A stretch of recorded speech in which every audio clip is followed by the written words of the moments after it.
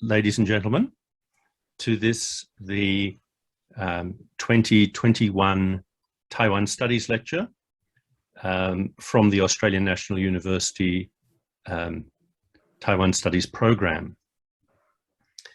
In a way, it's from the Australian National University, but these days being what they are, we have speakers from Taiwan and Sydney, as well as here in Canberra.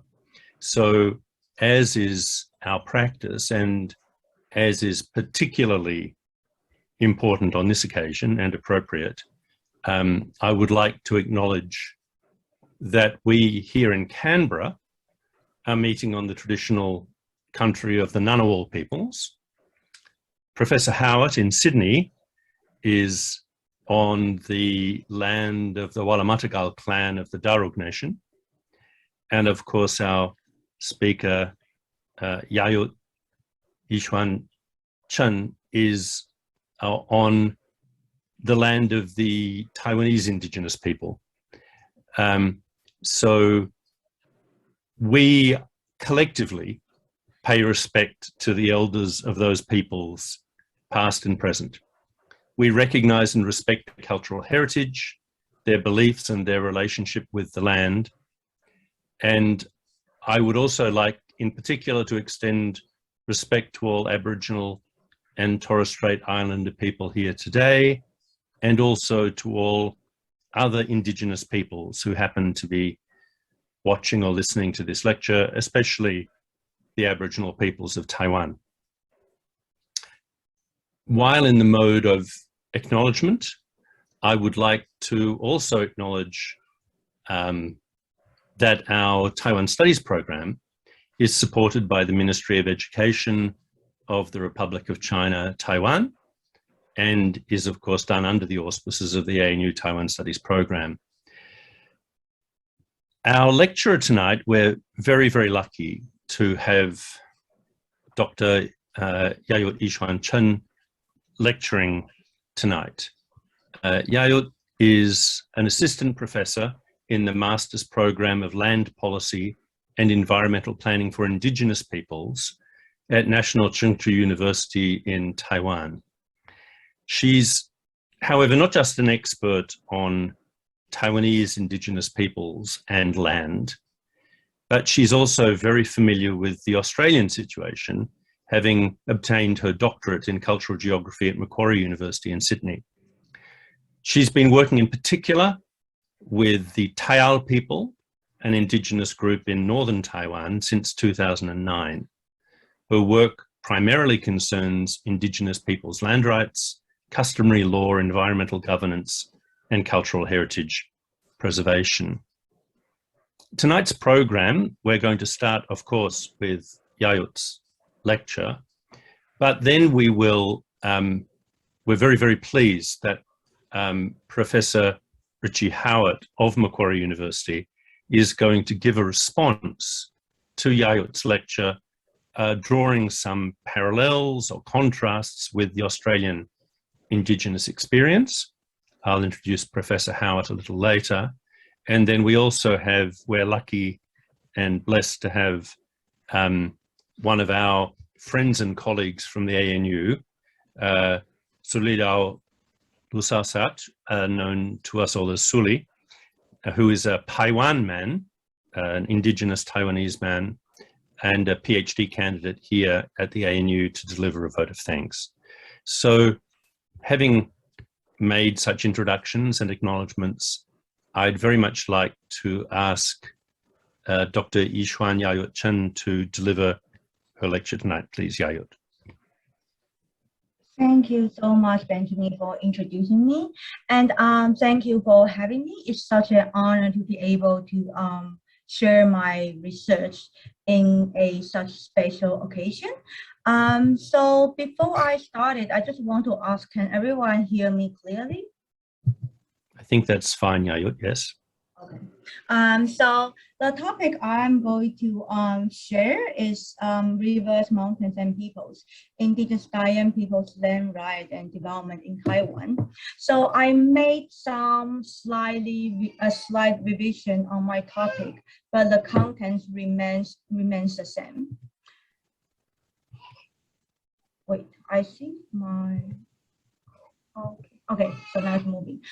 So I would like to start my lecture by acknowledging Taiwan People's country and also the first Australian on whose traditional lands we met, and pay our respect to the elders past and present. I also acknowledge Taiwan people's guardianship of their country, in which they have nurtured and will continue to nurture.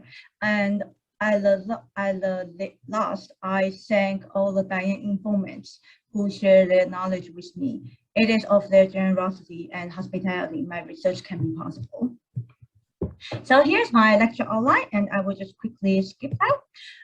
So since this is a Taiwan study lecture, I'm pretty sure most of our audience already familiar with the context, but I will just quickly share some brief background knowledge. So Taiwan is blessed with a very diverse indigenous groups. And the indigenous groups in Taiwan are believed to be part of the Austronesian family. So the Austronesian family, they populated all across the South Pacific region. Sorry, wait me a second. So here is a very brief timeline of the colonialization in Taiwan. So we have been colonized by Dutch, Spain, and then the Chinese, and then Japan, and now it's the Republic of China government. Still, the complicated history of colonization, indigenous people, their resistance has remained persistent. So here is a map that was drawn during the Qing occupation of Taiwan, roughly around 17th century to 19th century. So in this map, you can actually see on the right corner is part of Taiwan. And the reason why Taiwan is actually an island, but it was only represented as a narrow shaped plan in this map is because the indigenous peoples of Taiwan, they have fought fearlessly against the colonizer. So the colonizer, they couldn't really access the savage land, what they call, in the central mountainous area. So in the map that was drawn by, I think this map is drawn by a French missionary. It only shows the Qing Empire can only access the western part of Taiwan. So nowadays we have 16 nationally recognized indigenous peoples, and including Taiwan, my research participants, they are already nationally recognized. However, besides of that, we have more than I think maybe more than 10 unrecognized indigenous people. They are still fighting for their identity and also fighting to get a legal status of being indigenous in the current jurisdiction system. So the land policy that right now Taiwan is in force is actually succeeded from the Japanese era. So in Japanese colonial era, most of the indigenous land has been categorized as national forest. And part of the reason why Taiwan was interested in Taiwan is because we have lots of enriched camphor tree, especially in indigenous people's country. So out of the ambitious to develop the camphor resources, the Japanese colonial government, they start lots of large-scale forestry survey in order to understand the indigenous countries, indigenous area in Taiwan. So after the survey was done in 1935, the Japanese government categorized the forest area in Taiwan into 3 different kinds. The first kind is reserved for forestry, which is open for logging, and then reserved for conservation, which is will be reserved for non-development purpose in order for water and soil conservation. And the last kind will be reserved for indigenous peoples. So in this map, it actually shows how indigenous peoples, their area has been constrained within the Japanese colonialization. So at the very beginning, you can see at the left-hand side, Japanese government they did a series of maps that covers the area of savage land lynching. So the red block is actually what the Japanese government then categorized as a savage land at the beginning of the colonialization. However, at the mid of Japanese era, they start to do the categorization of the forest land. And as a result, the reserve area for indigenous people has been reduced significantly. And the right figures, it shows the indigenous reserve land areas that has been designated after the Republic of China government came to Taiwan. And as you can see, these three maps, I put it in time consequences, in time sequence. So you can see the area of indigenous people, they were allowed by the government to hunt, to gather, or to do their agriculture has been significantly shrink along the time. So the indigenous reserve land policy is installed in Taiwan after 1945 when the Republic of China government took over Taiwan. And basically this system is partly modeled on Australian torrent title system. And one of the key figures of this system is title by registration, which means if you don't go to register for your title, then it is deemed that you don't have that title. Your title will only be secured and will only be legal through the registration. The KMT government, the ROC government, they succeeded the land categorization from the Japanese government. However, what is different is during the Japanese era, all of the land that was reserved for indigenous people remained communal. There was some legal debate whether indigenous Taiwanese they were allowed to hold land title in the Japanese era, but however they didn't really. So as the result is the Japanese government doesn't think indigenous people they are human enough or civilized enough to hold the land title. So all of the indigenous land in Taiwan during the Japanese era were all state-owned land. But they do map out a particular area for indigenous people. They were allowed to live within that bounded area. But the title remained communal. It wasn't really allocated to any individual. What is really tremendously different is after World War II, the land title within indigenous area has been started to allocate it to individual, and it's actually impact indigenous people a lot. I will talk about this later in my lecture. So my journey into Diane country, it's actually started 10 years ago. And so when I was an undergraduate, we had some traditional territory mapping workshop in Jianshi Township, and I have been working with Diane people since then. And here are some photos of how the Jianshi Township look like. Just want to give the audience how the landscape looks like in Jianshi. So the first part of my lecture is acknowledging Diane country and why this is so important. It actually inspired me in early 2012. So in 2012, there was an incident that shocks Diane community. So it was a illegal logging separate incident. So because Diane people, their traditional territory is full of treasured trees. So there were lots of illegal logging going on always. However, what is different about this case is there is there is 3 Taiwan people actually participated in the illegal logging. And what they did is they across the hunting field border. So in Taiwan culture, the boundary is a very important thing.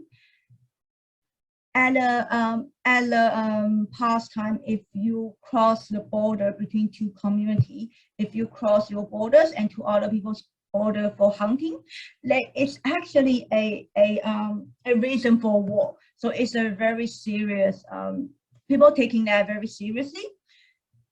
In these events, there were Taiwan people were actually participating and helping other outsiders to illegally log cypress within other Taiwan people's traditional territory. So it shocks all of the Taiwan community. The criminals, they were seized by the authority at once. However, it is not only a violation of the national law. It's also a violation of Taiwan Gaga. Gaga is their term of customary law. And how Taiwan people respond? They held a Spalive Nahan ceremony. So this ceremony is a reconciliation/alliance ceremony. So in this ceremony, they were trying, Taiwan peoples, they were trying to purify this event through traditional sacrificing ceremony. And by sacrifice ceremony, they were also trying and determined to remind contemporary Taiwan people of their alliance. So this event was held on May 20, 2012. And the photos on the right-hand side is the event, how the event actually took place. And if you look closely, you can see there is a map at the center of this photo. This map actually inspired me a lot. So this map is titled Taiwan, the traditional territory of Taiwan. And in the photos, you can see each blue line represents rivers and the red line represents borders. And you can see there are some words that is written in blue. It's the watershed name in Taiwan language. And the purple is the watershed name in Mandarin. One day before the event was held, I was also invited to the preparation meeting. And at that preparation meeting, this map was presented to all of the Taiwan people. And all of the elders, they were talking about the history of migration and the history of alliance and how their identity was formed through the cross-watershed interaction. And it's actually make me realize, so a little bit background information about myself. I'm not indigenous person. I'm actually a Han Chinese descendant. So before this event, the notion of national law is definite. Was a very absolute idea of in my mind, because that was how I was educated. But at this event, all the Taiwan informants, they will talk about their customary law, their identity, and their territory. It actually made me realize they were never governed by the colonial governments, even though lots of colonial governments has claimed repetitively how they have conquered Taiwan people and how they have able to civilize Taiwan people. But on the contrary, Taiwan people has always been governing their land, and this is how the things has always been done. And this is Taiwan country. So it's actually make me realize I need to understand the notion of possession in a very different, in an alternative way. So when we talk about Taiwan people, one of the key how to say that, a key element of their culture is called the mohu. The mohu is the traditional chanting of the history of migration. So at the left-hand side, you can see a map that was done by Japanese anthropologists. And in this map, you can see the Taiwan people, they started their migration at the central part of Taiwan, and all the way through the northern part of Taiwan. In the mohu, the oral chanting, Taiwan elders, they will teach their children how they migrated through different routes and how they were one. They used to be one, and now they have moved and migrated into different watersheds. But they were and they will always be one Taiwan people. Through the different group of migration, Taiwan people has started to form a watershed-based settlement, and the watershed-based settlement is also part of their identity. So if we go back to the previous map, in this map, you can see there are some blue words. So let's take an example of this part. This is the Leung Damali, which is the Dajia nowadays. So Taiwan people from this watershed, they will identify themselves as the Mali people. The shared watershed is actually a shared identity. So through the migration, Taiwan people has started to build a very strong sense of self and how they different Taiwan settlements in different watersheds is connected to each other. So rivers, mountains, and peoples weave Taiwan country into beings and constitute the Taiwan ontological understanding of beings.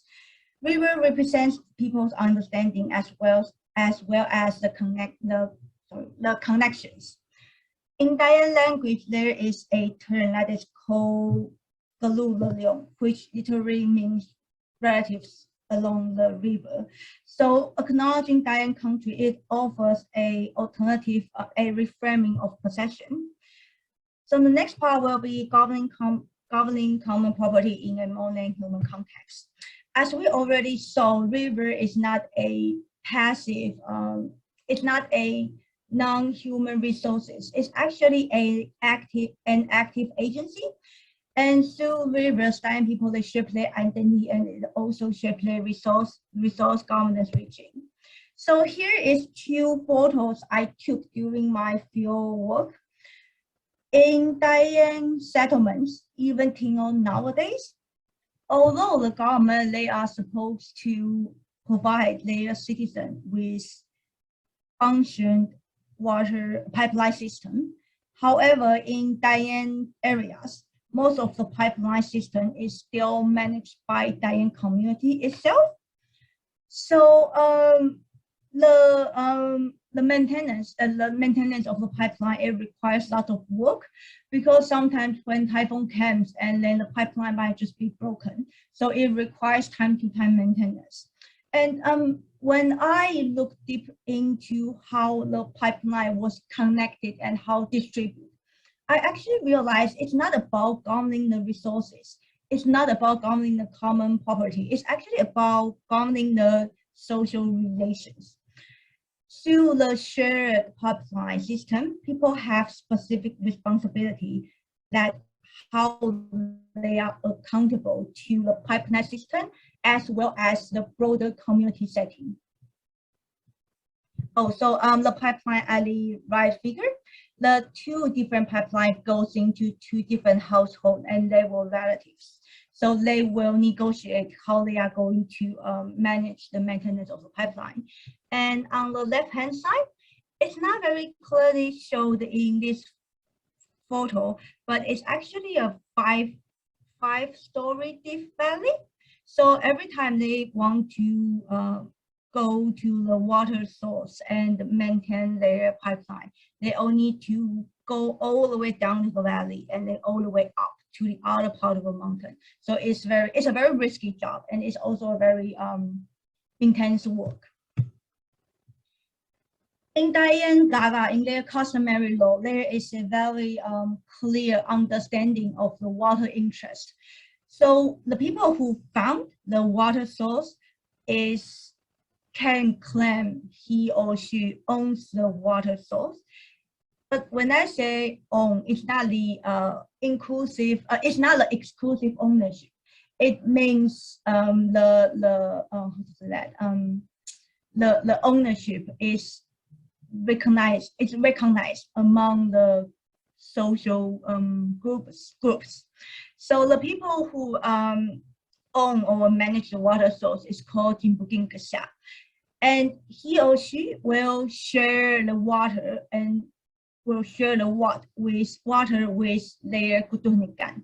So Kutuhnikan in Dayan people's language, it literally means people who share food or share water.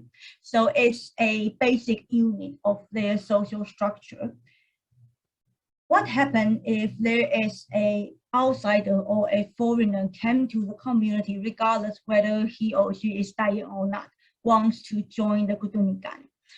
Customarily, Dayan people, they will hold a sharing pork ceremony to let the outsider to become part of their Kutuhnikan, become part of their group.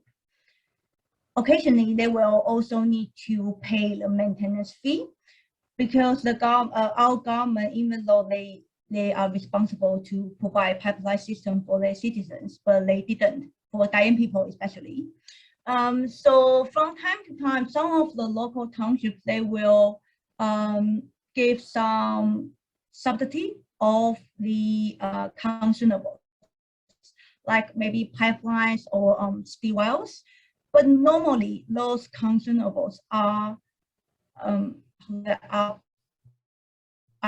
bought by the community members. So if you want to join the shared water network, you will also need to pay the maintenance fee. So the customary Dayan water governance is a regime that embedded within Dayan Gaga, their customary law. And water in Dayan ontology, it's more than a manageable resources. It actually represents how they were connected and how their relationships is managed.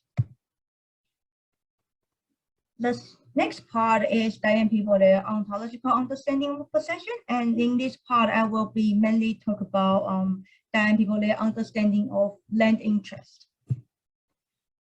So as we talk about the Lemuhu, it's actually it's a very key element of Dayan culture. In Lemuhu, how their ancestors migrated through different watersheds and through different mountains, rivers, and established the settlements nowadays. It's the core of the Lemuhu.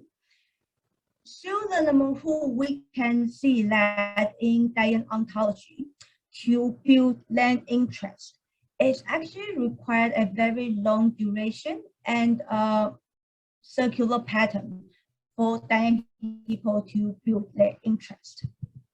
Dayan people customarily, they practice slash-and-burn agriculture. So they will start a piece of land by cutting down trees and they're growing beans. And once the land is not fertilized enough, they will fallow it and then maybe wait for another 7 to 8 years to come back to reutilize that. However, during the fallow period, the land interest is not deemed as absent among the community members. The oats that is grow on top of your fallow land, it still belongs to you. You can use those woods as construction materials or as firewood during winter. So how the customary understanding of possession is established? It's actually it is established from a very long duration of temporal pattern. And it's also established through multiple pattern of moving across space. The temporality that allowed Dayan people to build their property encompass a long-term temporal cycle, including fallow, cultivation, and absence and presence. However, through the absence of presence, Taiwan people's land interests remain on those lands, and those interests will be recognized by the community members. So on the left-hand side, it's a photo. It's not really a photo. It's a figure that represents one of my informants, his family's migration history. So they were migrating between settlement A and B to taking care of their land. And among the community members, their interest has remained very clearly.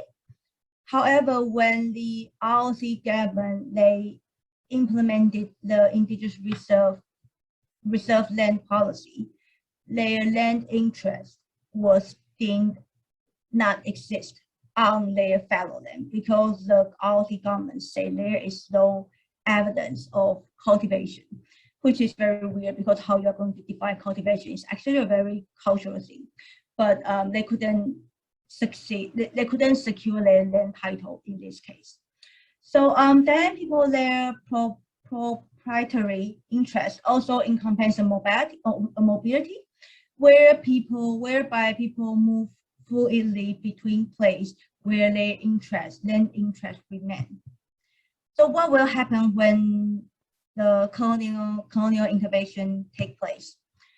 As I mentioned briefly earlier, after World War II, one of the key land policy in Taiwan is the Indigenous reserve land policy.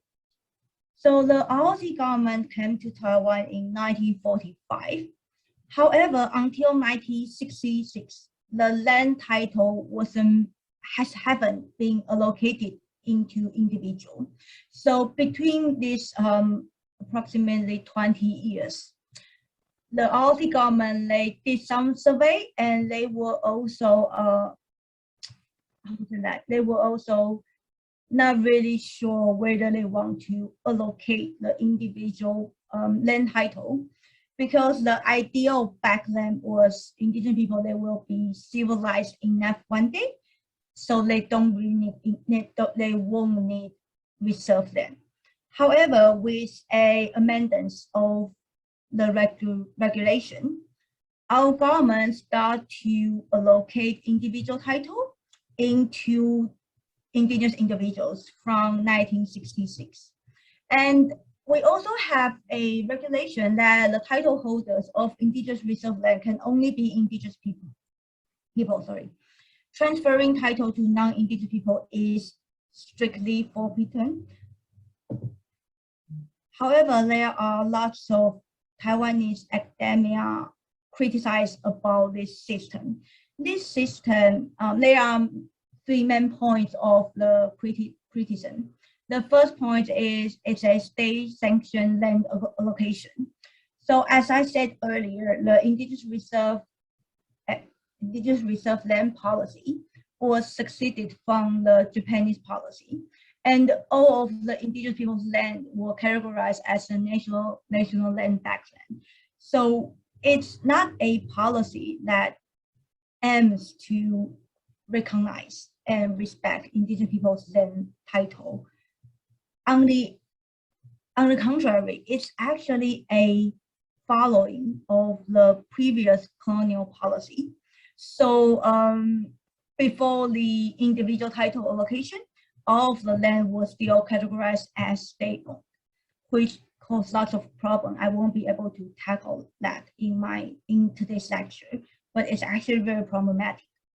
And the second point is the policy, it excludes the possibility of communal land utilization.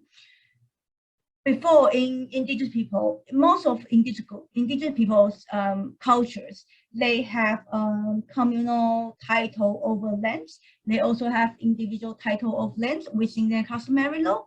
So for the agricultural field, it normally is individual. However, the individual might be owned by a clan or by an individual. It's not necessary to be an individual strictly in a strict sense. But the current policy, it only allow individual title to be registered. So there were lots of common owned area would just become state-owned land because there were no indigenous people thought they were qualified enough to register those communally owned land. So for example, like hunting ground, like Sacred Mountain, like communal agricultural area, or some how to say that, the or even rivers. So those type of lands were deemed communally owned in indigenous people's customary law. However, those were not allowed to register under the current land policy. And then the last point is the policy truly and seriously impact indigenous people, their customary natural resources governance. It forced indigenous people to understanding possession in a much more strict sense. So your land title can only be recognized if you follow the regulation of the colonial government. So from time to time, this policy has been implemented for over 60 years.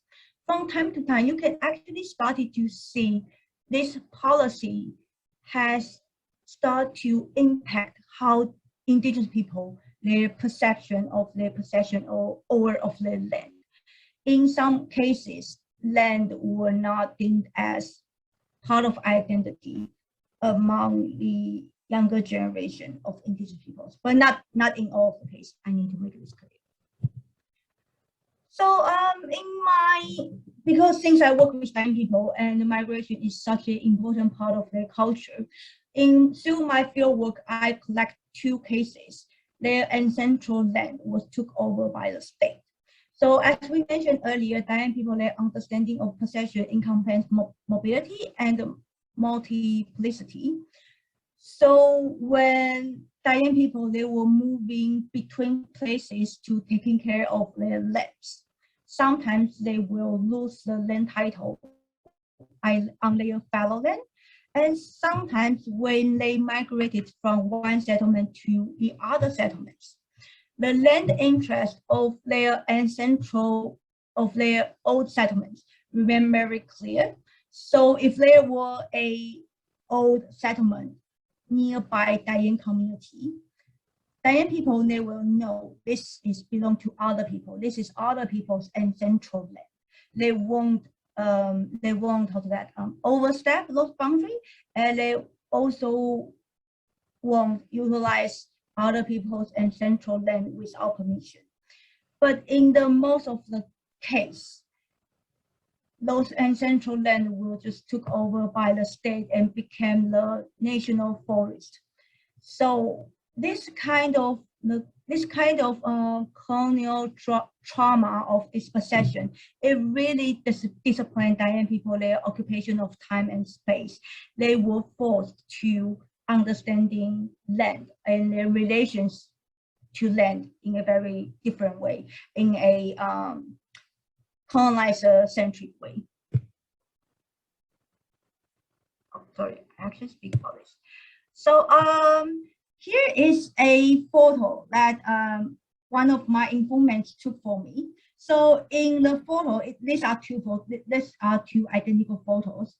So on the left-hand side, you can see there are, it looks like there are some different vegetarian among the hillside. So my informants identified for me that the different color of the vegetarian is actually a very clear boundary of ancestral land. So the black circle is where the settlements used to be, and then the yellow circle, the yellow area, is where their agricultural field used to be. And this community, they migrated to other part of Jianshi Township, like in 30, 40 years ago. They will try to claim back their ancestral land, but then didn't succeed. And when we talk about Taiwan people, their migration, it sounds a very ancient thing. It sounds like a myth. However, it's not true. So Taiwan people, their migration will continue even until the post-war period. So here are two household registry books I collect through my fieldwork.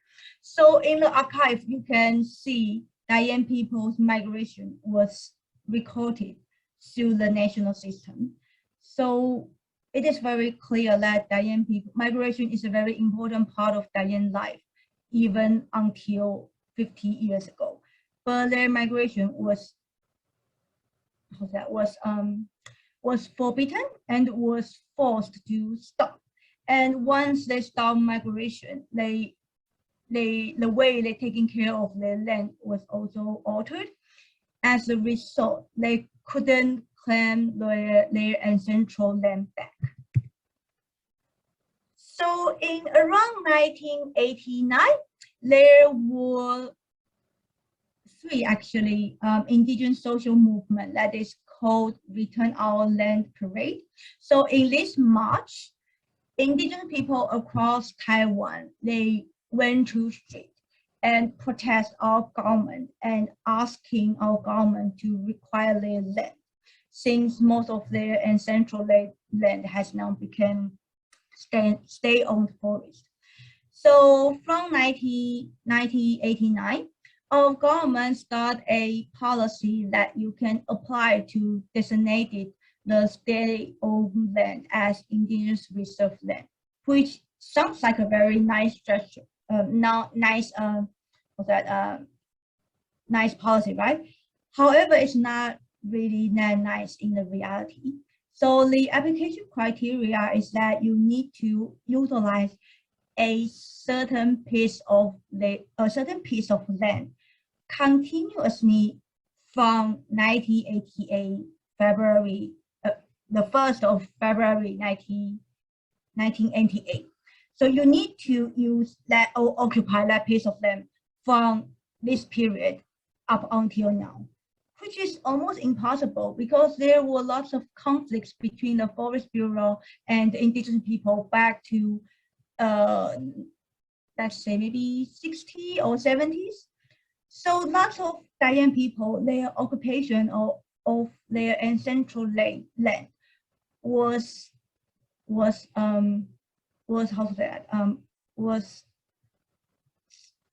discouraged and also was removed by the authority. So right now the regulation it regulates that you need to, if you want to be eligible to apply, you need to use that certain piece of land from 1988 till now. But it's almost impossible because lots of occupation has Taiwan people, some of them occupy their ancestral land, will either be chased out or be sued before. So they didn't really have the evidence that they occupied or used those land from 1988 till now. And it's actually because of colonial intervention, but then in the reality, they just couldn't pass the application and they were never able to get their land back. So through the regulation, you can actually see that the definition of possession in Taiwanese settings nowadays for indigenous peoples is actually very hegemonic. It still depends on how the colonial government they perceive what constitutes the property and what will constitute your land right, your land title. The second, or I think it's actually the not really a second, I think the worst part of the indigenous reserve land policy is that it opens the door literally for non-indigenous people to access indigenous reserve land. So there are different ways they are all illegal. So there are different illegal ways for non-indigenous people to access indigenous reserve land. So the first kind will be illegal. They sign a illegal transfer of ownership contracts, which is not really, it's illegal anyway, but there were lots of this kind of contract was signed between indigenous person A and the indigenous person B for transferring ownership. However, the actually people who are using those land might be a non-indigenous friend of the indigenous person B. So this is a way. And then the second way will be registration of creation a mortgage or sign and long-term lease. And there were also some under-table deals. So on the right-hand side, it's a ad that was posted publicly in indigenous community, in Jianshi Township actually. And I took a photo of it because I think maybe some of our audience are able to read Mandarin. I think this ad is it's a milestone of the under-table deals. Because before the under-table deals is usually taken care of by non-indigenous peoples. However, in this ad, you can see this ad require the potential buyer to talk to 部落青年, which means community youth. So that means there are already some indigenous persons are part of these under-table deals. And before, this kind of indigenous people, they were part of the under-table deals, wasn't very public and it was deemed very shameful. However, nowadays, the transaction is so developed that they actually put this on the ad. So this is how I found this ad is so amazing. And the unexpected consequences of non-indigenous people accessing indigenous reserve land is that once a piece of land was bought by non-indigenous person, most of the time they will just block or fence the area they bought. So remember, we will talk about pipeline and how the pipeline connected people. Nowadays, if a piece of land that was in the middle of the pipeline and that piece of land was sold to non-indigenous people, he or she will absolutely just fence it and forbidden any pipeline to pass his or her land. So it doesn't only block roads, it also, sometimes they will also cut down the pipeline. And the other severe consequences is there are some exploitation of land that has happened in most of indigenous area. So in the right, you can see there's a photo. It's a tourism spot. It's a restaurant that occupies an entire mountain peak. So it literally just level the whole mountain peak and build a tremendous restaurant on top of it. On the right-hand side, it's a gate, and the gate, it blocks the way Dian people to their cemetery because a non-Dian or a non-indigenous person bought this part of land. So if you went across this gate, you will access Dian people their cemetery. But since part of the road is already bought by a non-indigenous person, he just established a gate and doesn't allow any Dian people to access their cemetery, which sounds very ridiculous, I know. And this case actually went to, it actually was reported by the news. So after it was reported by the news, the non-indigenous owner, he just, it's not very clearly shown in the photo, but he just opened another small gate besides the gate. So during normal time, you will able to ride a motorcycle or walk across the gate, but you will not be able to drive a car across this road. And during the national holiday we have a national holiday, is 扫墓节, it means everybody will go to clean up their ancestors' cemetery. In that holiday, the owner will kindly open this gate. But besides that day, the gate will remain closed. how Taiwan people respond is not always a tragedy. So Taiwan people that have been work very hard to cope with the messiness by adopting Gala.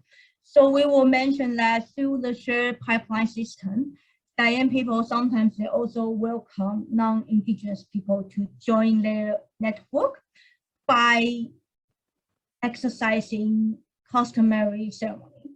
So this is a event that the photo was provided by one of my informants. And this event was a new tenant who is non-Indigenous people, illegally bought a Indigenous reserve land and moved into a community. So when he moved into a community, my informants just told him that if you want to join our pipeline system, you need to kill a pork. You need to kill a pig and share the pork among the community. It's our way of doing things. So they demand the new tenants to practice this ceremony, and he did that. So here are some photos of the customary sharing pork ceremony. So through the adopting Gala in the contemporary settings and also articulate Gala in the contemporary settings, Taiwan people, they started to build a shared network that is across, that is extended beyond Taiwan society, but it is still based on Taiwan people's their customary law. And here is one of the case of the pipeline system.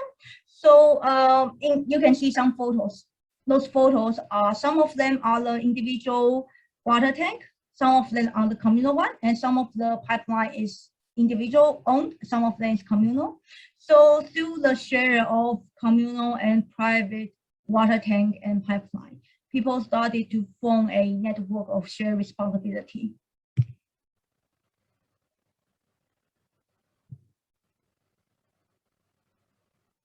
And in order, so through the shared water, in contemporary setting, we can see Taiwan people, they start to articulate their customary law in the contemporary settings. And through this practice, again and again, they started to form a new autonomy of, not really new anyway, a new autonomy of Taiwan people. And through this practice, they also reinforce their identity and how they want their things to be done. Thus, this is very important to recognize and engage Taiwan people, their communal custodianship, in order to build a resources management regime that is culturally appropriate, just, and resilient in Taiwan in the contested cultural landscape. So here almost brings to the last part of my lecture. Through my lecture, we talk about the land policy and how the land policy has impacted Taiwan society and how their understanding of possession and resources management has been altered and how they articulate and adopt in present times. There is a turning point that is called the spatial chart. Sorry, here's some error. The spatial charted area planning. So in 2015, our government, they passed the Spatial Planning Act, and through this act, there was a special approach for Indigenous people can apply for specific charted area plan. So in order, because our government, they also recognize that not only Taiwan, Indigenous peoples, their land utilization is normally across the administrative border, and sometimes it's also across different authorities. So in order to achieve a holistic planning for Indigenous people, they are allowed to apply for a special charted area planning through the national planning system. And once the spatial charted area plan is passed, it will outpower spatial plans in all administrative level. And why the planning stuff might be a turning point for Taiwan people, because it offers a silver lining to regulate land utilization. We talk about there were over exploitation of land, and we also talk about there were pipeline that was cut down by non-indigenous buyers. Through this planning act, there was a chance to regulate how the land should be utilized. Nowadays in Taiwan, we only have the first and the one successful case of the specific charted plan. So the specific charted plan is taking place in Jingxibu Simangu's community, which is also in Jianshi Township. So in the right hand, you can see here is the area of the planning scope, and the gray area represents indigenous reserve land. But as you can see, the planning area is already expanded more than the indigenous reserve land. So through this kind of planning strategy, there is a chance Taiwan people that were able to access legally access their ancestral land, and also gain a autonomy of resources management. So in their proposal of this planning proposal, they say the core value of this plan is to Malahan land. So Malahan in Taiwan language, it means take care of. So in Taiwan ontology, the sense of taking care of your environment, your land, your water is very critical in their ontology, because this is the environment their life depends on. And they also want to pass down their cultural heritage, according to Gaga, through this spatial planning strategy. So here is the proposed planning of the Simangu's Jingxibu plan. So in these photos, in these figures, you can see there are some different zones, and some of the particular interesting zones will be the growth management area. So the growth management area, that means because Taiwan people, Taiwan communities nowadays is normally very overpopulated, because they will reach strength only within the boundary of indigenous reserve land. Through the spatial planning program, they were able to acquire the government to release some of the state-owned forests for their community people to move to there once the community is too overpopulated. Also, the blue area is the water source protection area. Water source is a huge concern among Taiwan communities.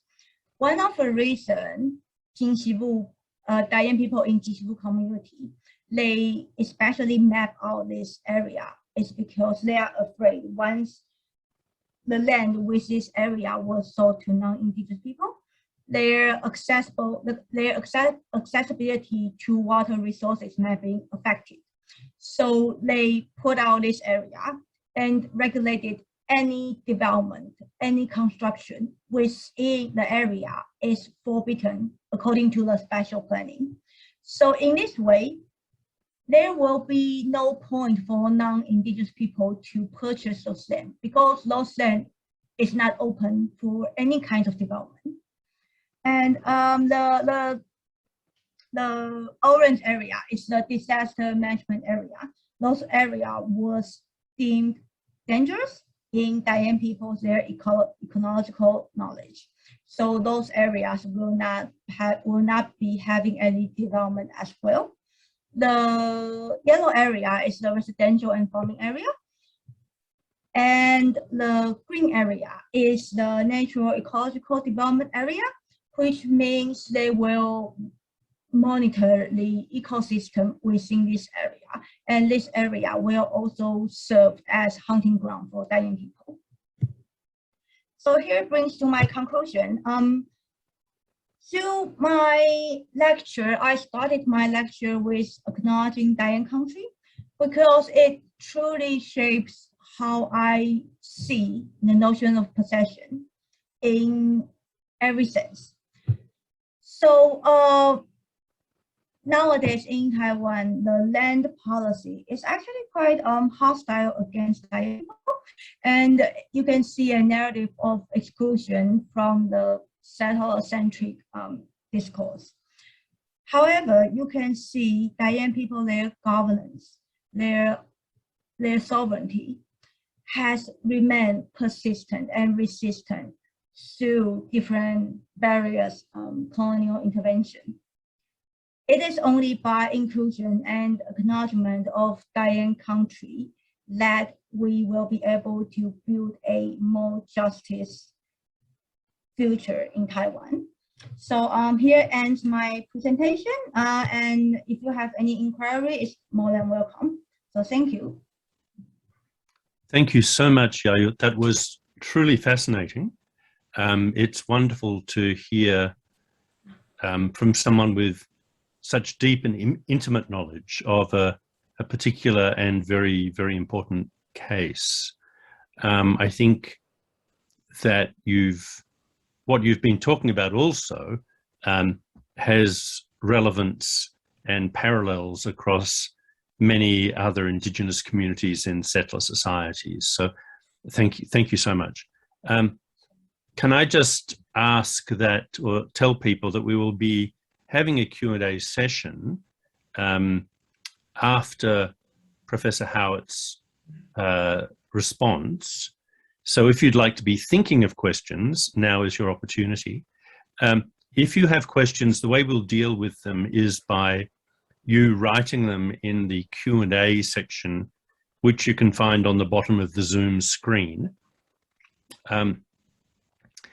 When you write the question there, I will take the questions and read them to Yayut for a response. So also to inform you that for various reasons, although this lecture is being recorded and will be made available publicly, the question and answer session will not be recorded. It will not be made public. So if you have anything controversial that you'd like to say, it won't, don't worry that it may be here forever. It won't be. The Q&A will be not part of the recording. Okay, so with that, I'd like to introduce Emeritus Professor Richie Howard, who comes from Macquarie University. He's the Emeritus Professor of Geography there. And he visited Taiwan first in 2007 and recognized parallels between the colonizing narratives in Australia and Taiwan. His own research is on scale, social and environmental justice and Indigenous rights and well-being in local communities of diversity. And it conceptualizes historical colonization and contemporary deep colonizing as significant unnatural disasters. He knows Yayut's work well because he was lead supervisor of her PhD, which was conducted on a co-tutel program with Taiwanese colleagues. So it's a very great pleasure to be able to welcome Richie, who I'm sure will have some insights into parallels between the cases that Yayut has spoken about and Australian cases. So I'll hand over to you now, Richie. Thanks very much. Thanks, and thanks very much, Yayut, for a terrific presentation. If I can start by also acknowledging that I'm speaking to you all from Wallumattagal country and the Darug Nation in Australia. I'd also like to acknowledge our hosts on Ngunnawal country, the country of the Ngunnawal peoples, and Yayut's great debt to Diane people in northern Taiwan. I want to start by reflecting a little on Yayut's journey because I think it actually speaks volumes to people across the audience, and I also acknowledge that we've got attendees from across many settler societies, and perhaps I even should challenge the idea of settler societies, because I think we should call them colonizing societies, because things are not settled. And I think Yayut's presentation reminds us just how unsettled things are in the relationships between colonizing societies and Indigenous societies. And Yayut reflected a little on her journey as an undergraduate from that colonizing society, becoming aware of Indigenous issues in her own society in Taiwan. And I think that in seeing Yayut's journey to recognition and understanding, we can recognize the journey that a lot of colonizing societies are perhaps undertaking and often avoiding. And if I reflect on the experience in Australia, we see a legalization of that engagement, a denial, a conflict over that sort of engagement that asks the colonizers to stop erasing what is already there, to stop annihilating the ways of understanding the societies that host those colonizing societies. And I think what we all understand is that the colonizing society doesn't simply seek to dispossess. What Yayut has pointed to is that it seeks to reframe possession. It seeks to define what possession means. And we see in the Australian experience the way that the transformation from common law recognition of native title to statutes that define what native title is. It's the colonizing society that gets to define what property is. It's the colonizing society that gets to define the terms on which recognition will be offered. I think what we see in the Dayan case, and what we see in the resistance, the resilience, the sovereignty, the continuing sovereignty of many Indigenous groups around the world, is that despite that effort to reframe, people continue to exercise those relationships that they're able to exercise. I know in my work with Thurrock people in Sydney, which was the first group to experience the colonising impact of the colonisation of Eastern Australia, that there's a continuing sovereignty despite that 200-year history of attempted erasure. One of the things I think that Yayut's research reflected really interestingly is this link that Taiwan and Australia share a property titling system. And I think there's actually a lot of conversation to be had between Taiwan and Australia about the way that the Republic of China's regulation of property through a Torrens title system actually opens some really interesting opportunities for shared research, shared discourse across the differences. I think that, again, in Yayut's work, we are reminded of the importance of the agency of what the colonizing society might think of as nature or resources, that it is in relationships between people and their environment and the cosmos that we begin to understand that what Diane talks about as Gaga, that cosmological, ontological construction of the world, we understand that those are relationships to be honoured, to be recognised, and to be maintained and negotiated over time.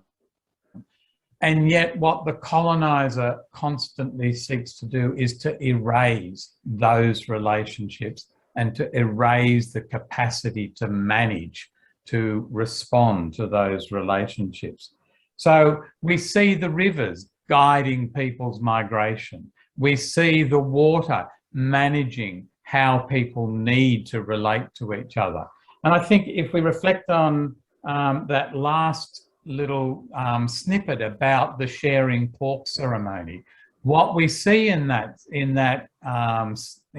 glimpse, that scenario, is the capacity of the colonizing society to respond, to learn how to belong, to learn how to acknowledge, how to share the resources, how to take responsibility and to be accountable to those systems.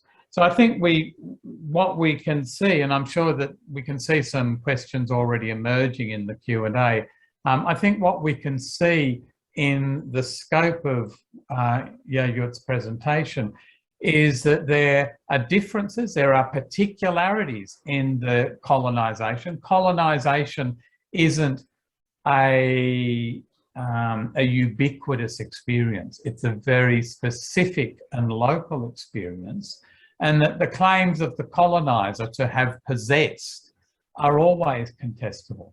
And what we see in those early maps is that parts of Taiwan that the current geopolitics assume were possessed by others were never not possessed and by Indigenous groups across Taiwan.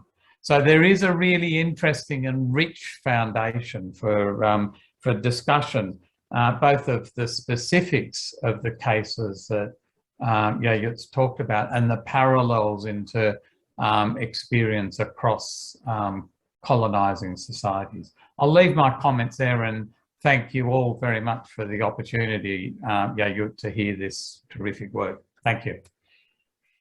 Just let me say how wonderful I found tonight's lecture, but we do have someone special to give a formal vote of thanks. Our friend Suli Liao Lusao, who is an Indigenous Taiwanese man himself from the Taiwan people. Suli is a PhD candidate in the School of Culture, History and Language in the College of Asia and the Pacific here at the ANU. And his thesis that I've had great pleasure hearing about over a couple of years now concerns contemporary tattooing practices, comparing Indigenous Taiwan communities in Taiwan and communities in Samoa in the Pacific. It's fascinating work. And I'd just like now to invite Suli to give a vote of thanks for this lecture. Suli. Thank you, Ben. Across the world. It is my privilege as a Taiwan man of Indigenous peoples in Taiwan to propose a vote of thanks for this wonderful talk. This usually is addressed by an elderly person of people's respect, but first of all, I would like to once again to acknowledge to the Ngunnawal people, it is your ancestral moment on land to allow me to present this appreciation. Further, I must thank Assistant Professor Chen Yi-shiuan for your insightful talk on rivers, mountains, and peoples, Indigenous Taiwan peoples, land rights, and developments in Taiwan. The Indigenous rights has been a critical issue and lifted as a strong base for Indigenous sovereignty all over the world. So this talk has contributed to this engagement. I was really impressed and fascinated with the pipeline system. When I first saw the pipeline system in other Indigenous community, I was thinking it's kind of messy and it's very not well organized. But through your talk, the fluidity of the water, it's moving, but at the same time, the water are secure the Thai people's sense of cultural identity and their sense of land tenure and indigenous rights. So that was really fascinating. And in working with the emeritus professor at Macquarie University, Richie, who has been dedicated to the decolonizing for indigenous peoples through operational and institutional collaboration. Indigenous subjectivity of Thai peoples' customary territories has become and will be aware across communities of Australian indigenous peoples. Finally, I would like to take this opportunity to thank Australian Centre on China in the World at ANU, in particular the Associate Professor Ben Penny and Senior Project Officer Nancy Cho, who is also one of my most friendly Taiwanese friends on campus, for organizing this wonderful online event. Making this webinar possible is precious, especially on the topic of shared experience of Australian and Taiwanese indigenous peoples' histories. Thank you. Thank you so much, Suli. It was wonderful for you to be able to do that vote of thanks. So it's just up to me now to pass on my deep appreciation for Yayut and Richie and Suli for making this lecture so successful tonight, and also to all of our participants from across the world who've been able to watch this online. So from Canberra, from Ngunnawal country, good evening and thank you, and I hope that you'll keep an eye out for other lectures and programs of the Taiwan Studies program here at the ANU. Thank you once again and good evening. Thank you, everyone.